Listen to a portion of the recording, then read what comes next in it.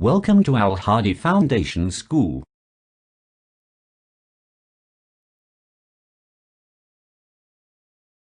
बिस्मिल्लाहिर्रहमानिर्रहीम।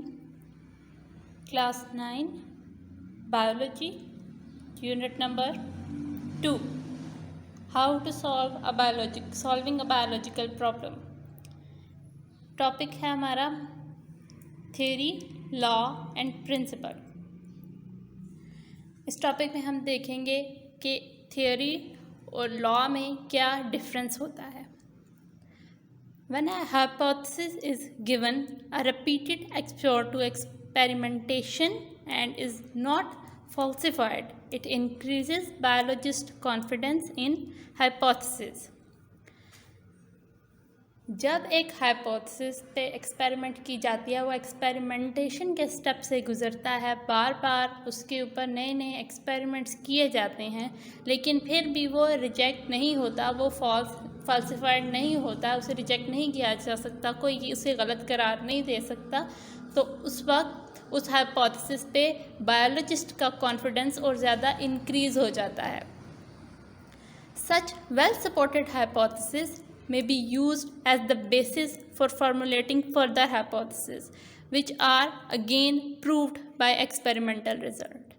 ऐसे हाइपोथेसिस को बेस बनाकर उससे नए हाइपोथेसिस बनाए जाते हैं, नई फॉर्मुलेशन की जाती है, और जब वो नए हाइपोथेसिस होते हैं उनको फिर एक्सपेरिमेंटेशन के स्टेप तक लाया जाता है, उनके ऊपर एक्सपेरिमेंट्स किए जाते हैं फर्दर, और अगर वो भी फॉल्सिफाइड नहीं होते, वो भी अपनी जो है अपनी जगह पे कायम रहते हैं, उनको नहीं रिजेक्ट किया जा सकता, तो फिर क्या होता है, the hypothesis that stand the test of time are called theories.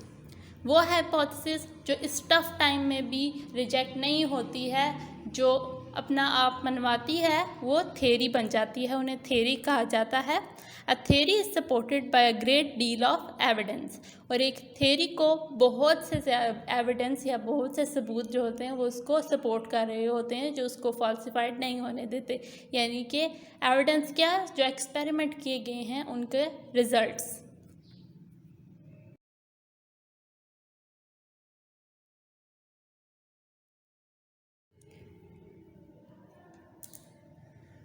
Productive theory keeps on suggesting new hypotheses and so testing goes on. अब जो थ्योरी आ चुकी है, जो थ्योरी जो है बन चुकी है, उस थ्योरी को हम अगर वो प्रोडक्टिव होगी तो उस थ्योरी से नए हाइपोथेसिस बनेंगे और फिर उन नए हाइपोथेसिस को फर्दर टेस्टिंग से गुजारा जाएगा, उनके ऊपर मज़ीद टेस्ट किए जाएंगे। Many biologists take it as a challenge and exert greater efforts to disprove the theory. बहुत से बायोलॉजिस्ट थ्योरी को रिजेक्ट करने के लिए, डिस्प्रूव करने के लिए उसको एज अ चैलेंज लेते हैं और बहुत ज़्यादा एफर्ट्स करते हैं, बहुत ज़्यादा उसके ऊपर काम करते हैं ताकि उसको वो डिस्प्रूव कर सकें। If a theory survives such doubtful approach and continues to be supported by experimental evidence, it becomes a law or principle. अगर एक थ्योरी ऐसे टफ टाइम में भी, डाउटफुल अप्रोच में भी सपोर्ट एक्सपेरिमेंटल एविडेंस से सपोर्ट रहती है उसको, यानी कि उसको ठुकराया नहीं जा सकता, जो एक्सपेरिमेंटल रिजल्ट है वो उसकी फेवर में रहता है, तब वो एक लॉ या प्रिंसिपल बन जाती है। A scientific law is a uniform or constant fact of nature. Scientific law एक नेचर का, एक कुदरत का एक कानून होता है जिसे ठुकराया नहीं जा सकता, ये जो हकीकत होती है। It is an irrefutable theory, जिसको ठुकराया नहीं जा सकता है, ये एक ना ठुकराई जाने वाली थ्योरी होती है। Examples of biological laws are, biology में बहुत से लॉज दिए गए हैं जिसमें कुछ एग्जाम्पल्स या मिसालों में है Hardy-Weinberg's law and Mendel's law of inheritance. Biological process को अब हम इस डायग्राम के थ्रू देखेंगे। बायोलॉजिकल मेथड में सबसे पहले बायोलॉजिकल प्रॉब्लम, जो एक क्वेश्चन जो कि बायोलॉजिस्ट के माइंड में आया या उससे पूछा गया, उसने उसके ऊपर टेस्टिंग स्टार्ट की। बायोलॉजिकल प्रॉब्लम के बाद अगला स्टेप आया ऑब्जर्वेशन का। ऑब्जर्वेशंस उसने अपने सेंसेस से, अपने ब्रेन को यूज़ करते हुए बनाई ऑब्जर्वेशंस, जिसको उसने एक्सप्लेन नहीं करना, जस्ट ऑब्जर्वेशंस की एक उसने समरी लेनी है।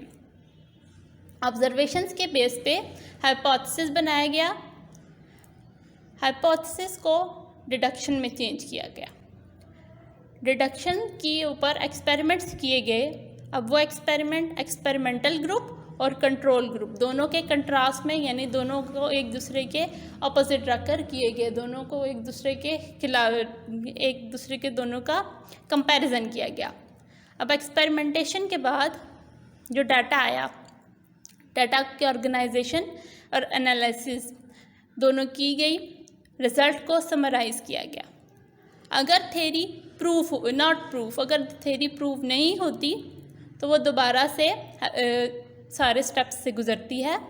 अगर प्रूफ हो जाती है तो जो रिज़ल्ट है उसको रिपोर्ट किया जाता है सेमिनार्स और डिस्कशंस के थ्रू, और फिर उसको साइंटिस्ट आगे फर्दर टेस्टिंग से गुजारते हैं।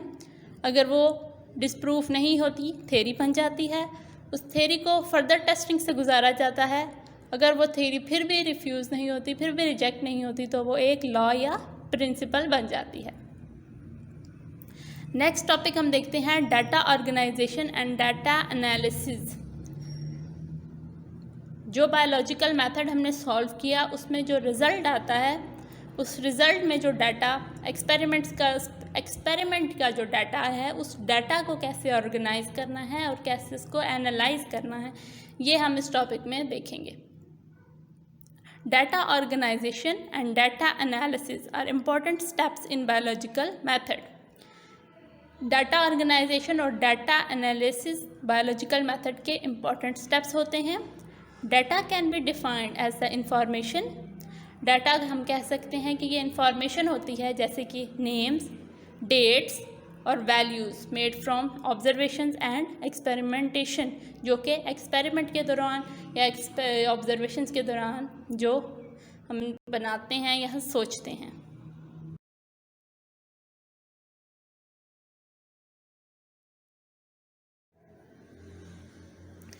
Data organization. In order to formulate and then to test hypotheses, scientists collect and organize data. Test के रिज़ल्ट आने के बाद, एक्सपेरिमेंटेशन के बाद जो हाइपोथेसिस है उसका जो रिज़ल्ट आ रहा है, साइंटिस्ट उससे आने वाले तमाम डाटा को कलेक्ट करता है और ऑर्गेनाइज करता है। Prior to conducting an experiment, it is very important for a scientist to describe data collection method. एक साइंटिस्ट के लिए ये बहुत ज़रूरी होता है कि वो पूरे मेथड्स बताए जिन तरीक़ों के ज़रिए उसने डाटा कलेक्ट किया है, उसने कौन कौन से मेथड्स यूज़ किए हैं। It ensures the quality of experiment. Scientist के तरीके जिनके ज़रिए से उसने डाटा कलेक्ट किया है वो बताते हैं कि एक्सपेरिमेंट की क्वालिटी क्या है, एक्सपेरिमेंट अच्छे तरीके से किया गया है या नहीं, एक्सपेरिमेंट सिंपल था, कॉम्प्लेक्स था, etcetera.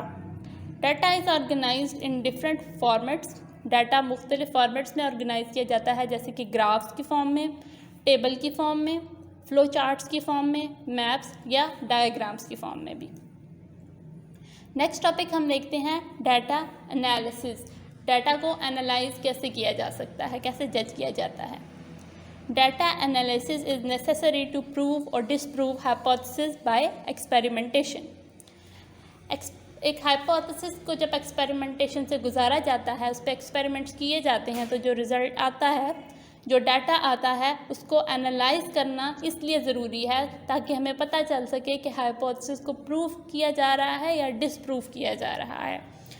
It is done through the application of statistical method. Data analysis statistical methods यानी स्टैट्स का इस्तेमाल करके कंप्लीट किया जाता है, जैसे रेशो और प्रोपोर्शन का यूज़ करके। When a relation between two numbers like A and B is expressed in term of quotient, it is called the ratio.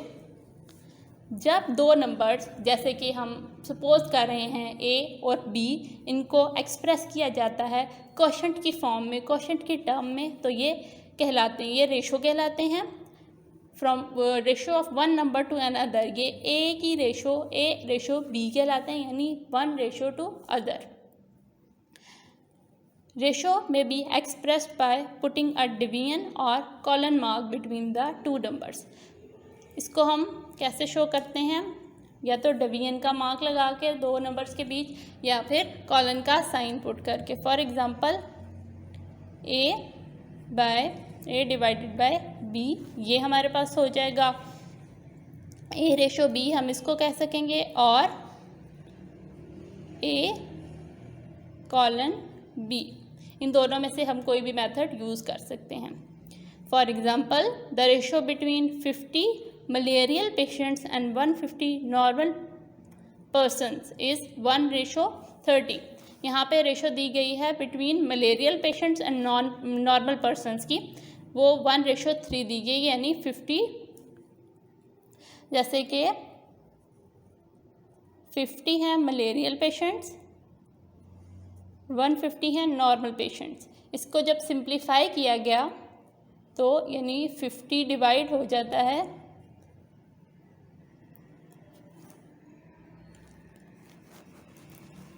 अगर हम इसको सिंपलेस्ट करें 50/50, इधर भी 50 को कट आउट करता है 150 को कट आउट करता है बाय 3, 1:3। तो ये सिंपलेस्ट रेशो हमारे पास आ जाती है। ये मेथड हमने केमिस्ट्री में एम्पेरिकल फार्मूला में भी पढ़ा है। Proportion means to join two equal ratios by the sign of equality.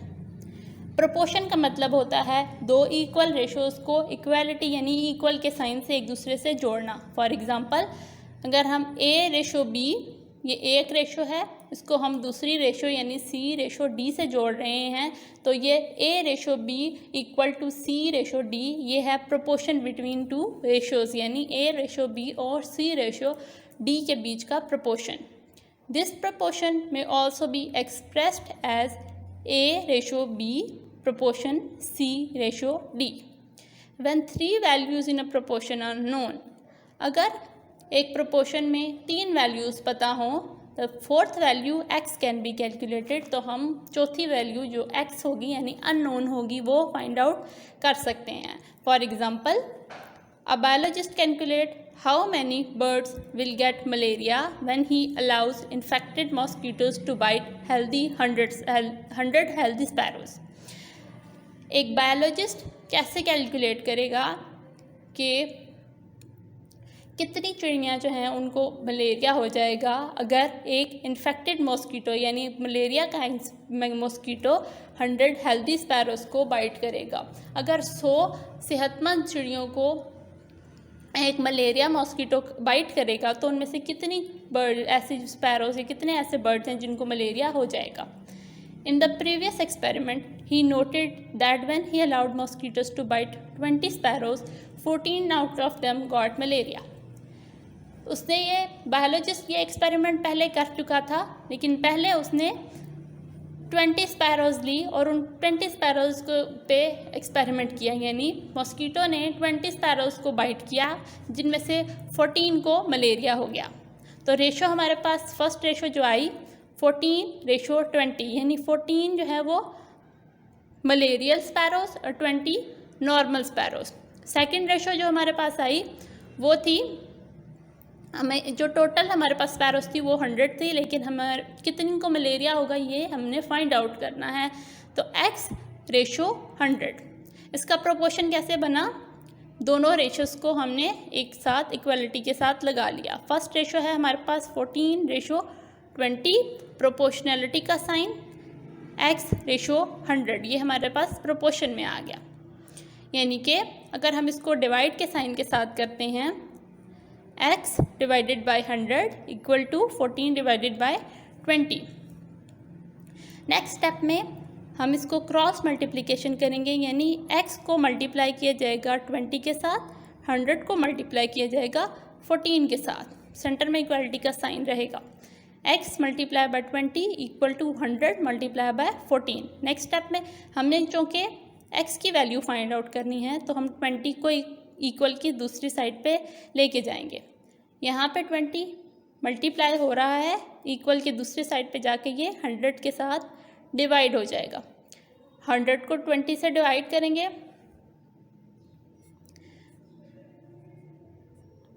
Answer is 5। 5 multiply by 14 equal to 70, यानी x की वैल्यू हमारे पास आई 70। It means 70 out of 100 sparrows would get malaria. Statistics are thus a means of summarizing data through the calculation of a mean value. ये एक method होता है, इसमें हम समराइज करते हैं डाटा को एक मीन वैल्यू ला के, एक एवरेज वैल्यू ला के।